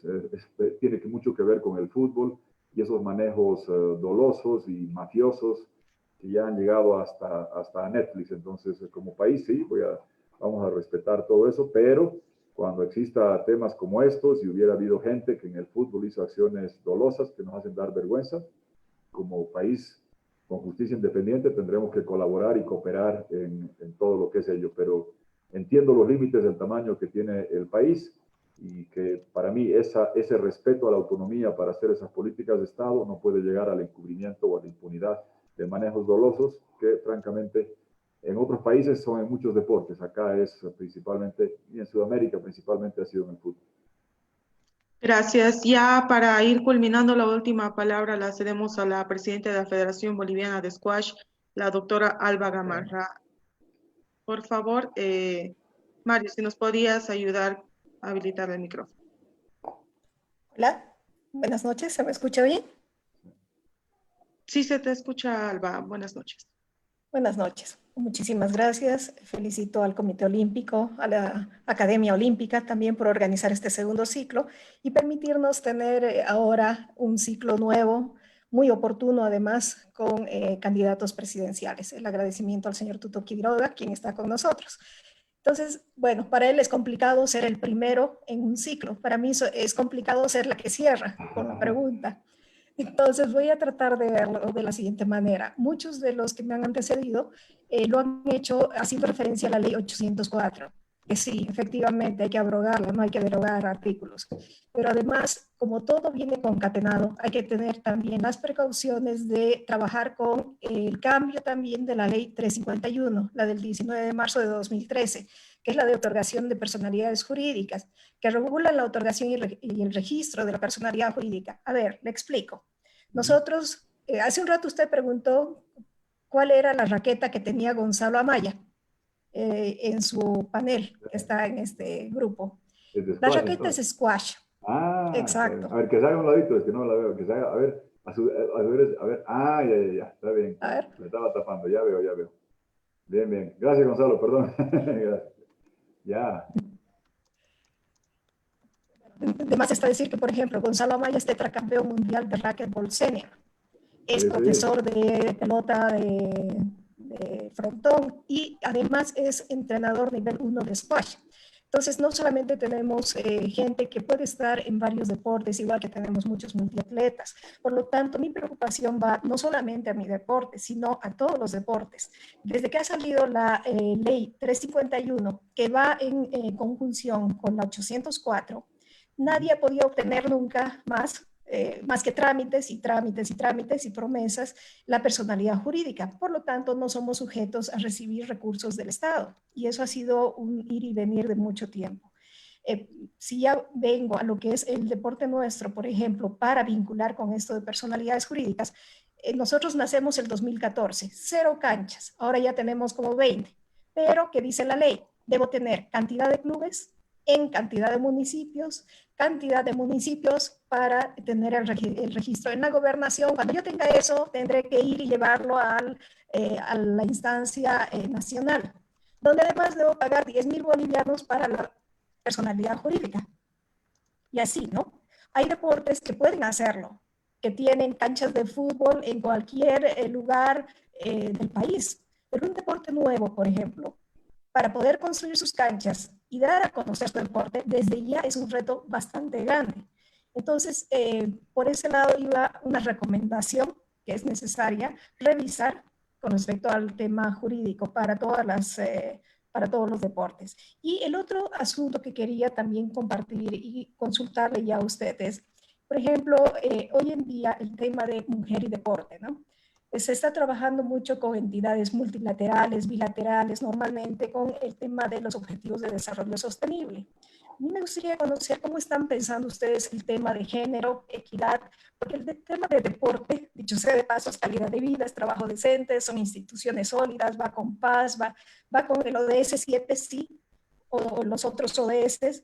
Y digo el 7 porque parecería energía, el ODS 7. Pero, por ejemplo, nosotros desde el squash estamos con una campaña ambiental. que dice, juega limpio, juega squash. O sea, desde el deporte podemos hacer incidencia en muchos de los objetivos. Entonces, uno mostrar y ver qué es lo que ustedes están haciendo en ese sentido, por favor, de los ODS, y conocer también si es que hay algunos retos que ya han identificado en Mujer y Deporte. Muchísimas gracias. Muy bien. Muy bien, gracias, Alba, por el comentario. ¿Qué decías? ¿Que tienen 20 canchas de squash? Sí, en este momento tenemos en Cochabamba, por ejemplo, 3 canchas oficiales en Country Club. Tenemos 5 canchas, de las cuales, aparte, ¿no? En el complejo de Zarco, 8, por ejemplo, que son habilitadas a nivel internacional en Cochabamba. Tenemos canchas en este momento, 2 abiertas en Santa Cruz, que son solo para squash.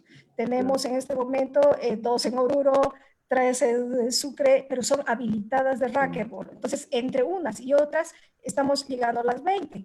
Sin embargo, tenemos la expectativa también, ojalá, Dios mediante, para que esté el complejo de raquetas en Sucre el 2021, con los primeros Juegos Bolivarianos. Ahí vamos a tener 5 más. Hemos logrado, por ejemplo, solamente con eso, desde el 2014, en este momento, tener 19 medallas internacionales. Entonces, aún no nos conocen como deporte y ya traemos alegrías que debemos hacerlas conocer. Tenemos en este momento, de este año, en febrero, antes de la pandemia, hemos estado en el Sudamericano Junior en Ecuador y hemos traído la medalla de plata con un joven potosino sub-11. Entonces tenemos alegrías de esas, ¿no? Tenemos en este momento, como digo, 2 de oro, 3 de plata y el resto de bronce. Entonces, así podemos ir narrando de cada uno de los deportes y cada uno con sus reglas, con su dificultad, con sus limitantes, ¿no? Entonces, pensando en todo eso, también me viene a mente el tema de Ban Ki-moon.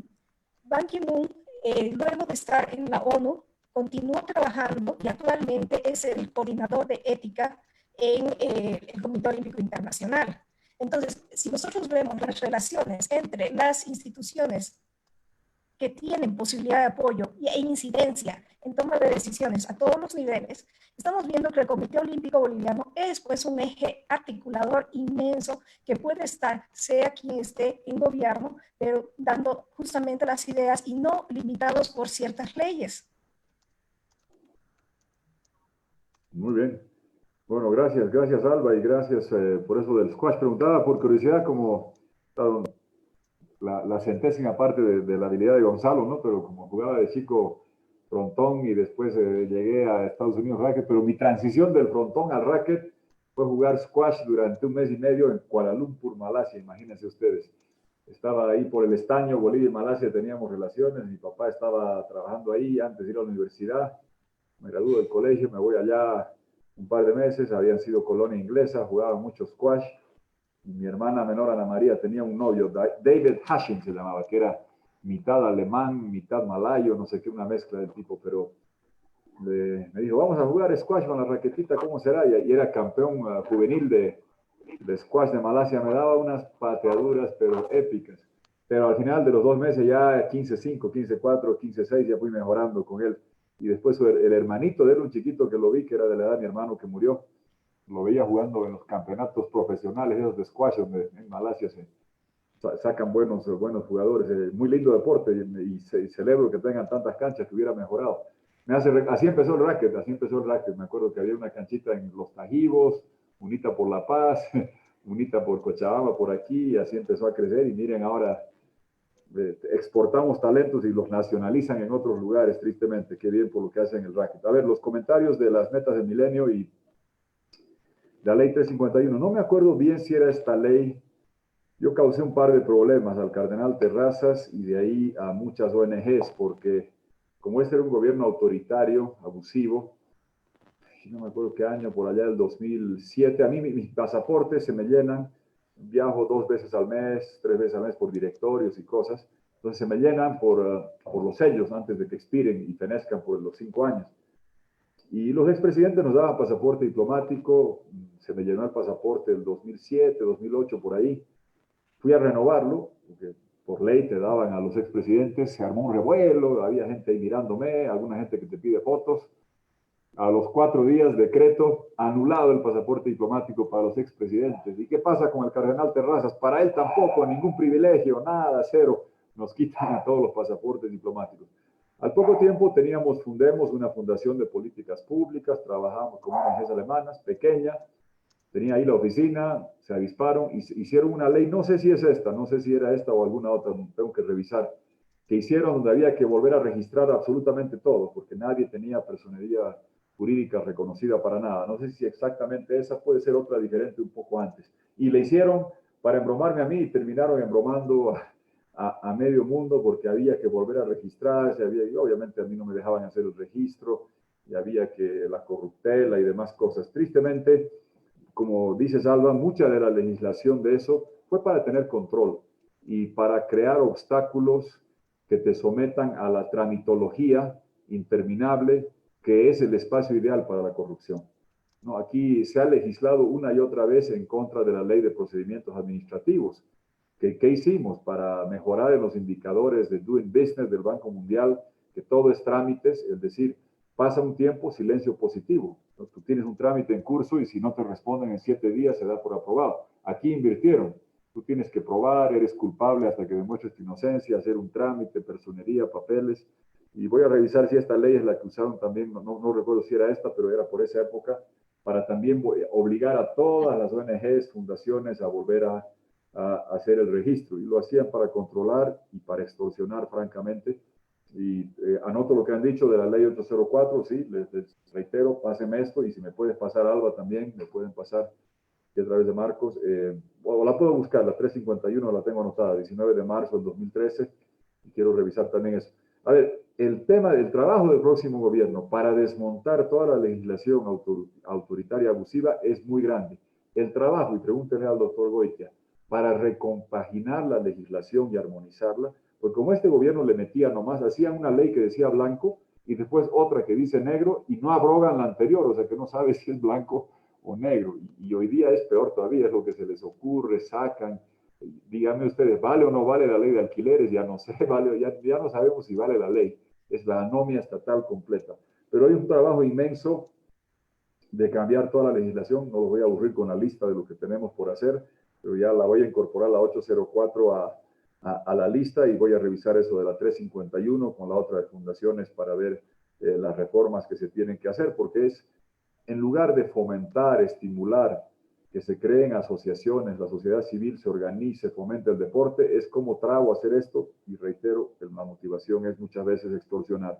En el tema de los deportes, mire, la mujer en la parte del deporte, sí, partamos con todo, incorporemos a todas, porque ustedes saben muy bien que a veces tenemos más posibilidades de destacar con mujeres que con hombres. Ya depende de cada especialidad y hay que para eso lo importante es apoyar la generación de paradigmas con el estímulo, con que tengan la oportunidad de hacer 10.000 horas en todos los sectores, y claramente está demostrado que los íconos y paradigmas tienen que ver con el género. Como ustedes saben, sí, los chicos que juegan fútbol, sí, bueno, viva Messi, pero a las chicas, bueno, de repente las de tenis, Serena Williams o no sé cuál otra, hay que buscar, generar y diversificar eso.